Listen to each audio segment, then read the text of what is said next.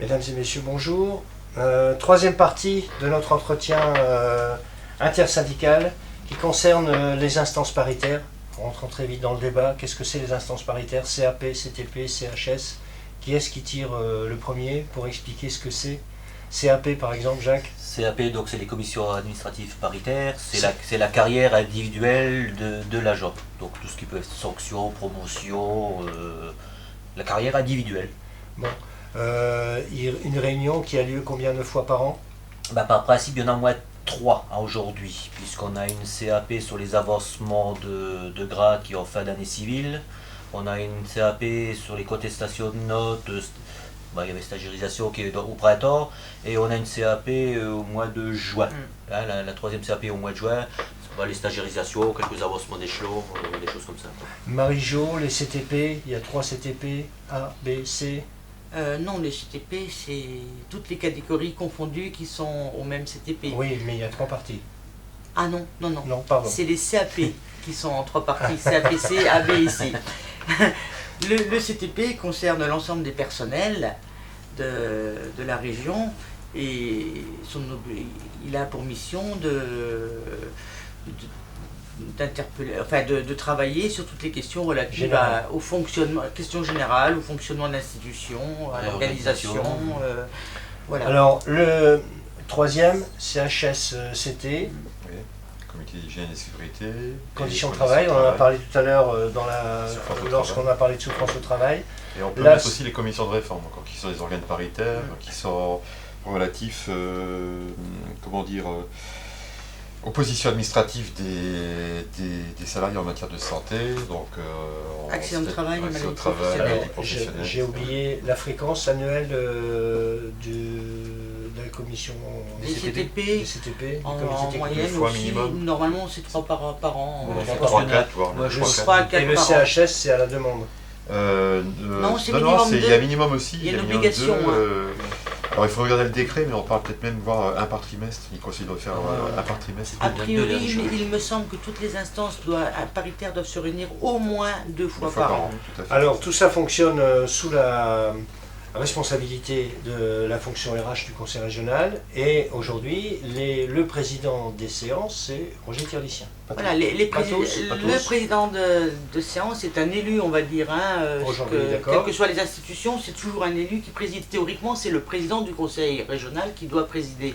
Et qui se fait représenter quand Malheureusement, pour la région Lorraine, le président du conseil régional n'a jamais présidé une instance. Il a toujours délégué à un vice-président, en l'occurrence Roger Tirlicien pour le CTP et les CAP, et actuellement Marie-Vonne Musset pour les CHS. Alors, je pose la question aux deux d'abord, après à Pascal, mais à vous deux d'abord qui avez l'expérience des CAP, CTP à l'époque de l'éducation nationale. Quelle différence aujourd'hui entre les schémas d'avant, la décentralisation, et maintenant? Je pense que c'est mieux, pas mieux. On va juste poser la question à Marie-Jo, parce que moi j'y étais pas. D'accord. Vu mon expérience, effectivement, j'ai siégé dans les instances paritaires au rectorat, donc avant qu'on soit décentralisé. On était sur des autres méthodes de travail. Il n'y a pas de comparaison en termes de la méthode, en termes de présentation des dossiers, transmission des dossiers. Il y avait un travail, il y avait le respect des dates, les dossiers étaient transmis, on avait un calendrier annuel de tenue des instances. Sur les grands dossiers, il y avait également des groupes de travail. Donc là, la décentralisation l'a perdu en qualité, finalement. Oui. En organisation, ça c'est le paritarisme. Oui, et puis le paritarisme n'a plus le même poids. À l'État, le paritarisme était quelque chose, était un élément respecté par tous, autant l'administration, l'autorité électorale que les représentants du personnel y attachaient une très grande importance. Aujourd'hui, on s'aperçoit, il suffit de regarder les plans de table pour comprendre que le paritarisme est déjà dans sa configuration, il existe moins. C'est-à-dire, on est dans une conformité de la salle, je ne sais pas comment on dit, dans une organisation de la réunion qui fait apparaître finalement une autorité par rapport au syndicat. Et c'est pas, Paternaliste. Disons, on n'est pas à même niveau pour échanger. Les interlocuteurs, théoriquement, à l'État, Face à face. on était face à face. D'un côté, il y avait l'administration, de l'autre côté, les représentants des personnels, et on parlait en face à face. C'était un échange direct. On faisait la même chose. Il y avait Très bien. une question de Donc, poids dans la parole. d'accord, là aujourd'hui, ça se passe mal. Aujourd'hui, Et on a et le en chef plus, de table. Il y a un chef de table et qui réunit des subalternes et pour. Ça ressemble plus à ça, oui. Voilà. C'est le Et- dîner de famille avec le papa au bout de la table, ou le grand-père au bout de la table. Donc, Pascal, on a dans l'intersyndicale, dans les revendications, le respect des instances paritaires ou des représentants du personnel. Ça veut dire quoi, selon toi, ce thème? Globalement, il y a qu'est-ce deux aspects. Il y a l'aspect où on pourrait mettre des dossiers sur la table qu'on ne met pas, et il y a carrément des irrégularités. Aujourd'hui, si on dit en CTP, il y a des dossiers qui ne passent pas, Jacques l'a dit sur des conventions d'établissement qui auraient dû passer, elles ne sont pas passées. Les organigrammes ne passent plus du tout, donc on change l'organisation toutes les 5 minutes sans qu'on soit averti. Ce qui permettrait d'asseoir aussi les directions, les gens, parce qu'il y a eu quand même des jeux de gestes musicales quand même relativement importantes en 2010, et ça continue. Donc on est dans un système aujourd'hui où il n'y a rien de clair, quoi. C'est très très opaque, quoi. Y compris sur... alors là je vous parle de comité technique paritaire, mais je peux parler aussi de CAP aussi. C'est assez opaque aussi, puisque... Alors opacité, parce qu'il y a des choses peut-être à améliorer, même si les CAP sont améliorés sur la forme, sur le fond, le conseil régional sur les CAP met des conditions propres à lui, sur les promotions des agents. Comment dire, en privilégiant les encadrants. Oui, c'est-à-dire que les carrières se font. Elles sont bien plus rapides pour ceux qui pour encadrent les gens que qui pour... encadrent. voilà. D'accord. Alors qu'on est tous sur le même statut. Il y a une dissociation du statut par rapport à la fonction. C'est un véritable problème. Et ça crée des tensions. Alors, si on revient sur la souffrance au travail, c'est un des éléments qui fait aussi... Ça génère de la Voilà. souffrance. Donc, oui, Jacques, un commentaire de ta part sur l'organisation globale des instances paritaires, des dossiers, tu nous as dit tout à l'heure, préparés trop tard, enfin envoyés trop tard. Ouais, donc ce que je peux te préciser, c'est que sur CAP, CTP et CHS, on a été élus, et sur commission de réforme, c'est un choix des syndicats, etc. Sur les CTP, je pense que le CTP devient une chambre d'enregistrement et une grande plaisanterie. Je pense qu'on perd du temps aujourd'hui.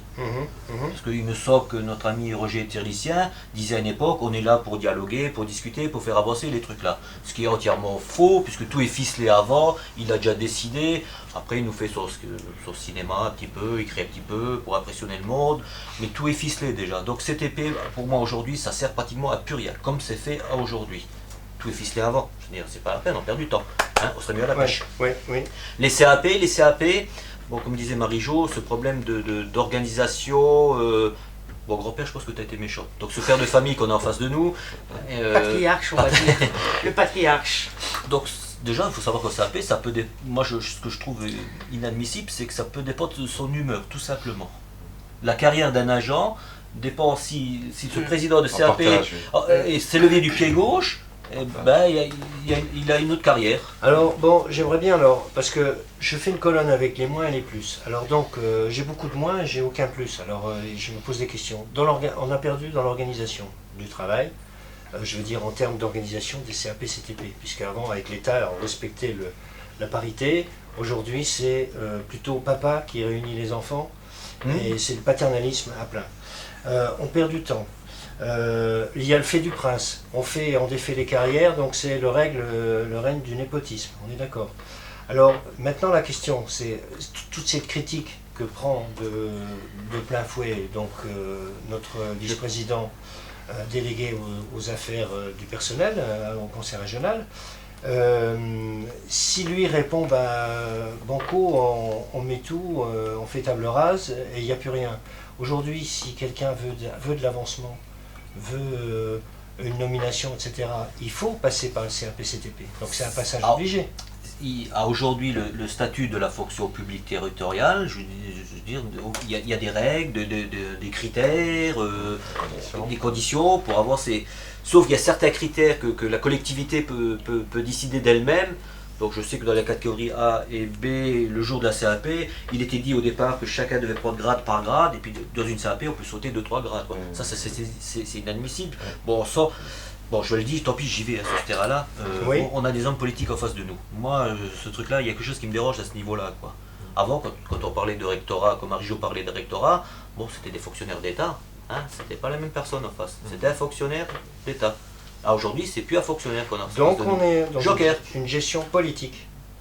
Oui, mais néanmoins, nous sommes quand même un service public, nous sommes plus rectorat, nous demeurons un service public, les collectivités sont des services publics et on ne les gère pas comme des entreprises. On n'est quand même pas dans les mêmes configurations qu'une entreprise. Donc à un moment, je veux dire, on demande des règles, qu'elles soient justes, qu'elles soient transparentes et qu'elles soient équitables. Aujourd'hui, on voit sur la mobilité, par exemple, sur les affectations, sur un certain nombre de postes, il y a des postes où on place des gens, les postes n'ont jamais été déclarés vacants. Donc quelqu'un de la collectivité qui aurait voulu postuler, il ne peut pas puisqu'il n'a pas eu connaissance d'une vacance de poste. Oui, oui. Donc je veux dire, on n'est plus on manque de transparence. On parle de statut là, un petit mot aussi pour les contractuels qui nous écoutent aujourd'hui. Bah, Les contractuels par rapport à tout ce débat, il y a aussi pour eux la place, bien entendu, pour qu'on discute de leur... Non. De leur carrière, de leur avancement, etc. Alors, comment ça se passe? C'est-à-dire que nous, représentants du personnel, régulièrement, nous ramenons la question des contractuels, puisque les contractuels ne sont que rarement pris en compte, qu'il s'agisse des postes, des missions, de l'indemnitaire. Je veux dire, ce sont les grands oubliés de l'institution, les agents contractuels.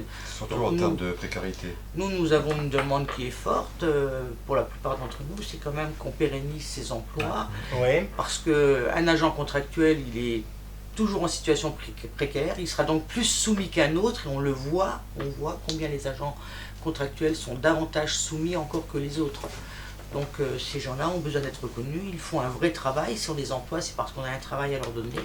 Donc, et ils exercent un vrai métier, et très souvent ils sont très qualifiés. Donc il y a quand même une réponse du syndicat en termes de soutien, d'accompagnement, d'aide logistique. Oui, mais ça dépend après de la philosophie qui est utilisée en face. Et quand on entend Maastricht dès son arrivée, ou quelques mois après son arrivée, quand on est de la bagarre, quand on est de la lutte, c'est de dire... quand on regarde des catégories, quand on recrute des contractuels de type catégorie A, c'est dire je les prends pour des missions courtes et puis quasiment, c'est moi qui le dis, mais c'est dit comme l'idée c'est ça, c'est si j'en ai plus besoin, je les jette comme des Kleenex. Donc à un moment donné, il y a un problème de gestion des personnels, quoi. Autant on peut être aujourd'hui syndicalement sur la précarité pour les agents d'exécution qui sont rentrés en contrat de la maison et il faut pérenniser, mais autant il y a un moment donné, il faut arrêter, quoi. Il faut arrêter, on est sous du statut, on est comment dire, on est dans l'obligation de recruter des fonctionnaires. Toute la carrière des agents se gère dans l'ensemble. Et le recrutement de fonctionnaires fait qu'à un moment donné, les carrières des uns et des autres évoluent. À force de recruter au coup par coup des contractuels, et surtout à haut niveau, ça crée des distorsions à tous les niveaux, que ce soit en matière de carrière, mais même de souffrance au travail. On revient sur toujours les mêmes aspects, c'est qu'on est dans des tensions conflictuelles dans le travail, on a des hauts fonctionnaires qui sont là pour faire du boulot, on les met au placard, de l'autre côté on a des contractuels qui arrivent, qui sont nommés par le président, on ne sait pas d'où ils arrivent, et voilà. Oui, mais je ne vais pas rentrer dans les détails parce que sinon on s'y perd. C'est très compliqué, hein, d'autant plus qu'il y a quand même plusieurs catégories de contractuels. Il y a les contractuels parce qu'on n'a pas le choix, parce que leur métier n'existe pas dans la grille fonction publique. Mais après, il y a les contractuels, alors là, ce qui nous inquiète, c'est les contractuels sur postes vacants. Parce que ces postes vacants devraient être pourvus par les voies de la mobilité. Donc on maintient des postes vacants pour y placer des contractuels. Politiquement, c'est quelque chose qui ne peut pas nous convenir. Le mot de la fin, Jacques? Ben, moi j'aime bien parce que les contractuels c'est comme un point qui est très très très important pour nous. Ce sont, il faut savoir, majoritairement des personnes qui vivent seules avec des enfants, qui n'ont aucune prime, aucun salaire, et je te défie d'aller dans un établissement scolaire n'importe lequel et de différencier une contractuelle avec un titulaire. Elle fait le même boulot. Et Et Souvent souvent plus. La pauvre. Mais aucune prime, zéro, je veux dire, ça gagne très peu, ça galère beaucoup, c'est des contrats courts, c'est des personnes qu'on doit vraiment aider. Bien, merci à tous les trois. C'est ce qui sera dit demain dans le bureau du président.